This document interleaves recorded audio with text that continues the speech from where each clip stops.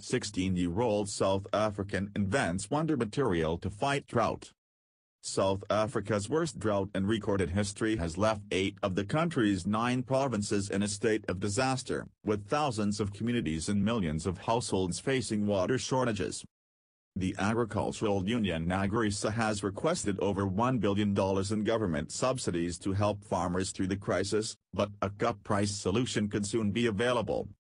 Johannesburg schoolgirl Kyara Nurkin, 16, recently won the Google Science Fair's Community Impact Award for the Middle East and Africa with her submission "No More Thirsty Crops." Using orange peel and avocado skins, the precocious student created a super-absorbent polymer, SAP, capable of storing reserves of water hundreds of times its own weight, forming reservoirs that would allow farmers to maintain their crops at minimal cost. The polymer has the added benefit of sustainability as it uses recycled and biodegradable waste products. Kyara found an ideal material that won't hurt the budget and simple orange peel, and through her research, she created a way to turn it into soil-ready water storage with help from the avocado, said Andrea Cohen, program leader of the Google Science Fair. The inventor says she wanted to tackle the most urgent aspect of the national crisis.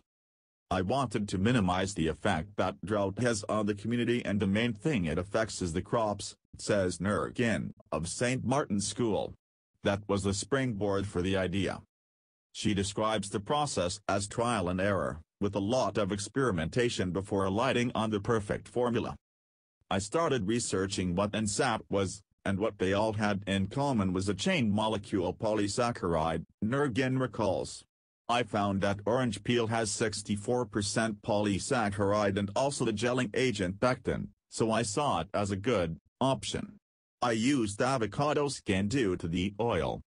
The teenager combined the skin and peel and left the mixture in the sun, where they reacted together to form the powerfully absorbent polymer. As a regional winner, Nurkin has been assigned a mentor from Google to work with her on developing the polymer, and hopes it could be tested in the field. She will soon discover if she is one of the tech giant's 16 global finalists. If the idea was commercialized and applied to real farms and real crops, I definitely think the impact that drought has on crops would be reduced, she says. "I think it works," says Dr. Jinwan Zhang, a professor of materials engineering at Washington State University, who is developing absorbent hydrogels to address drought. Using waste products for low-cost feedstock for large volume is definitely worth further investigation.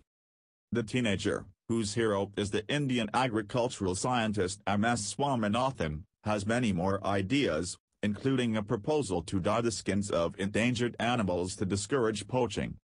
"I might look into health sciences or engineering," she says of her future plans. "Something so I can improve the world."